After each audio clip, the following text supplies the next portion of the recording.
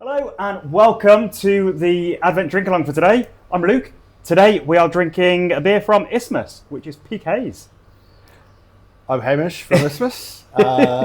Thanks for coming along. Yeah, Good to see you. Thanks for having us in the Advent again. So good to get you guys involved. We were just having a little bit of a preamble chat about what we might cover and realised we could actually talk for about 3 hours about your very impressive and storied history in brewing and beer. But let's kick off for a minute about the origins of this particular beer. So, Peak Haze, we actually made, I think probably about 2016, 2017 was its first release. And it was around the time when everyone was saying, hazies are a fad, they're not going to last. We're in the peak of hazy right now. And needless to say, that was not actually the peak of hazy. The peak of hazy was probably about 8 years later. Yeah, just kept on going, hey? People just love these sort of beers. So back then when this first came out, it must have been one of the first hazies that were, like, everyone was talking about it, I remember, and it was happening internationally and online. You're reading so much about the hazies, but then it took a little while for them to start trickling out here in New Zealand. Yeah, so when I was at Deep Creek, we did stay ahead, or keep informed about the international trends, specifically the trends in the US, because New Zealand beer market tended to follow what was happening in the States. So we were hearing all these stories about Heady Topper and all sorts of these cult beers, basically, and the growth of hazies. And Deep Creek was pretty early in that trend. We weren't the first. I'm not sure who was the first, but we were definitely very early on in that trend. And I know we were making beer for Behemoth back then. Lid Ripper was one of the first beers we made, or first hazy beers we made through our brewery. There was definitely a Deep Creek offering, I think, maybe slightly ahead or released around the same time as it was for Behemoth's release. And yeah, Peak Haze was pretty soon after those first brews were done. So it's been around a while. Its process has probably been tweaked more than the recipe. Recipe's still pretty true to its original roots. Yep. But yeah, we learned a lot through process, and that process probably hasn't changed in a long time either. But in the early iterations, process was what was making these good, stable, hazy, juicy beers. Was a big focus for us. Yeah, I remember in the early days there were a lot of, it seemed like a lot of brewers were really struggling with various aspects of the style, but one being to get a stable haziness in the beer, the actual presentation in the glass. Yeah, I think a lot of brewers that poo-pooed them initially look at it and it looks like what comes out of a fermenter while it's fermenting, and they're like, oh well, this is clearly easy, you just package your fermenting beer and job done. But getting the actual haze to be stable is quite a challenge, and that's probably what people didn't appreciate initially about the what was going to be the ongoing success of them. They thought they were easy to make and people were being lazy making them. So yeah, I can definitely say that that's not the case. Yeah, and a lot of people have probably learnt that as well. And also I feel like early on a lot of brewers whinged about them and complained with disparaging, but then in more recent years I've found that there's a lot of quite vocal drinkers that will be whinging about hazies and say, oh, I'm tired of hazies and bored of them, and because there is a sort of saturation in the market.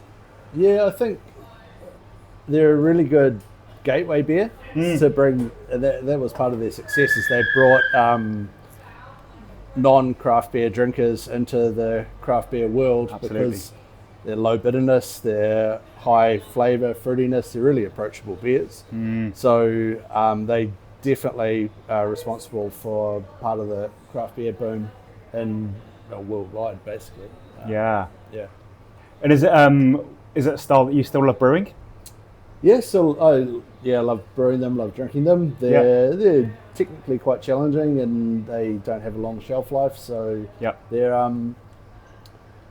hard to keep in your arsenal if you don't have good kind of sales channels to Yeah. move through them. And yeah, we've probably made less of them recently, preferring to focus on more like IPAs and beers that have a bit more stability and have been more successful for us, so we sell more. Yeah. But yeah, still love that one of our original beers is still part of the core range. Yeah, and awesome to get it in the box. It's been a while since I've drank it, so really cool to get it in our event today.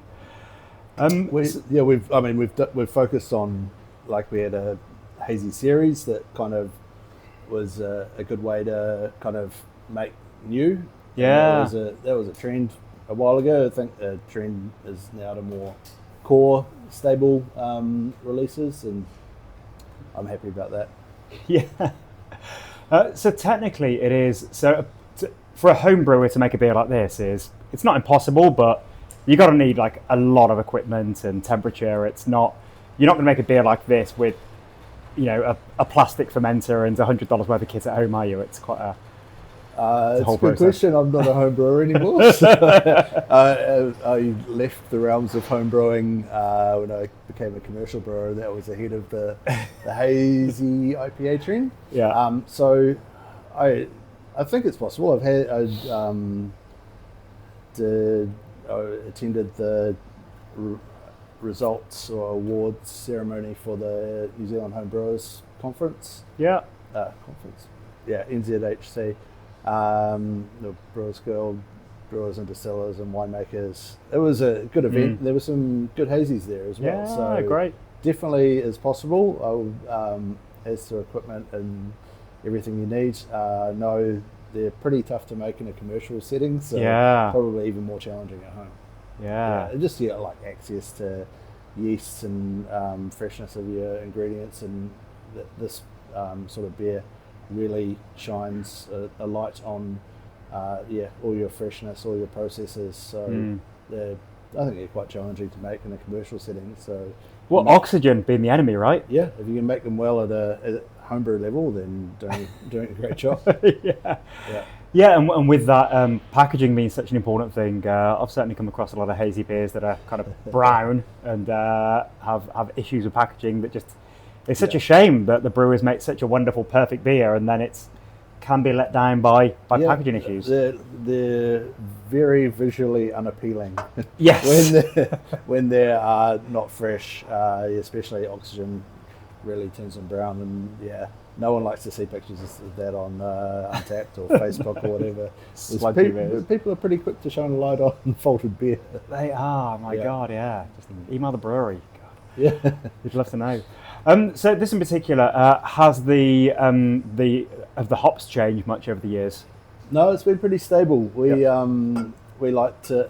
I've definitely got when I was designing this recipe, I'd learned a little bit through brewing for Deep Creek about just like my research into the approach and the best hops to use. So I picked the best hops to use and kind of stuck with those. The hops are Mosaic, Rewalker, and Nelson Sauvin. So they've got the best oil profile and oil amounts that really lend themselves to the biotransformation that you get out of these beers. So you get those big tropical juice, mango, passion fruit, papaya, all those kind of biotransformation characteristics coming through with those hop choices. And best of both with the best of the American hops for the style and the New Zealand and the oil amounts and composition for precursors, I was fortunate enough to have contacts in NZ hops and then access to the research out of the States that was identifying why these beers were, or why these hop choices were really good for the style. So obviously that's probably pretty well known these days, and any new hop coming along, they tend to have a pretty good handle on those characteristics and whether they're going to be good for hazy IPAs or what sort of end uses you're going to find for those hops. Yeah. And us being here in New Zealand, lucky to have very easy access to these hops that I think a lot of brewers in the Northern Hemisphere would kill for. Yeah, so Rewalker has like the highest oil content of any hop. Mosaics right up there as well, so that's why it was an easy choice. And I was lucky to have a friend who is involved in hop research, and he shared some data with me that was definitely not publicly available at the time. Inside scoop. Yeah, so it was really good to have friends in high places. So good, yeah. Yeah. So I know you haven't got all day, but quickly a potted history of your history in brewing. So you were a enthusiastic home brewer many years ago. Yep.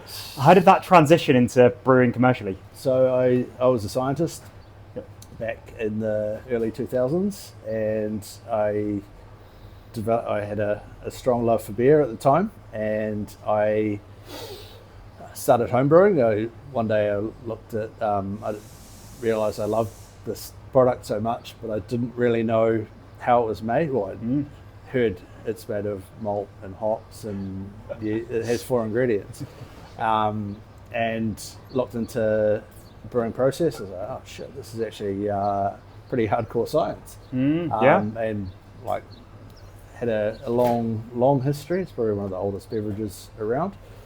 And I started homebrewing, and then my original aim was, I can recreate Heineken, I can make these clean lagers, and then reading and learning about all these different styles that were not really available in New Zealand at the time. Well, maybe they were, but they were like off on the side shelf, and could actually make all these styles that the best way to get hold of them was to be able to make them myself. And quickly, made one beer in a tin batch, and then quickly transitioned to all grain brewing, home brewed for about 6 or 7 years, and then my science job came to an end, and I approached Deep Creek because I wanted to get into making beer. I approached them with a view to them contract brewing my beer, and they were in need of a head brewer at the time and offered me the head brewer job.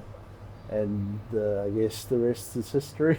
But yeah, I started there in 2013, and then Deep Creek ended in late 23, so it was nearly 11 years as a commercial brewer. And I'd started Isthmus before I started then, so Isthmus has been around that long. We've had hiatus when I was just way too busy with Deep Creek to be able to put the time and effort that Isthmus needed into getting around and selling the beer. It's one thing to make it.